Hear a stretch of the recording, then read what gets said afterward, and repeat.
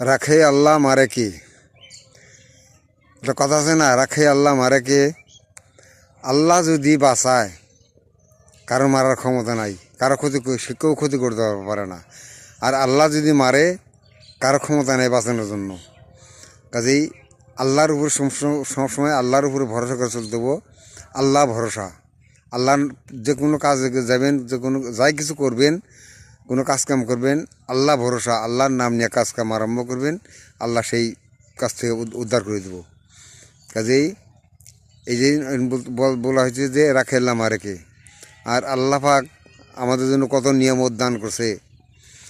এই সূর্যের আলো মাগনা, আল্লাহর নিয়ামত। চন্দ্রের আলো আমরা মাগনা ব্যবহার করি, এটা আল্লাহর নিয়ামত। আল্লাহর পানি খাইতেছি, পানি নিয়ে আমরা বাঁচতেছি, পানি কত বড় নিয়ামত। এই সমস্ত নিয়ামত আল্লাহ পাক আমাদেরকে দান করছে, মানুষের দান করছে।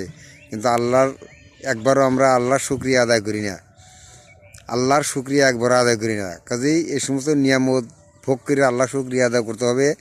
আল্লাহ এই সমস্ত নিয়ামত দান করছে আর বলছে, তোরা এই নিয়ামত ভোগ কর আর আমার ইবাদত কর।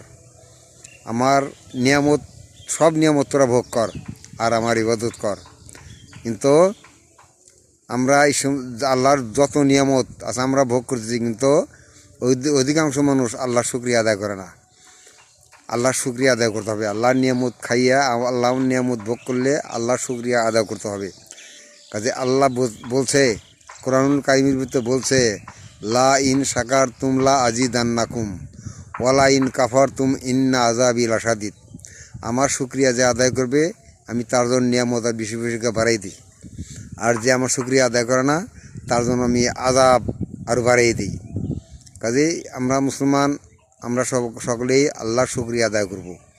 আল্লাহকে খুশি করার জন্য আল্লাহর শুকরিয়া আদায় করব আমরা।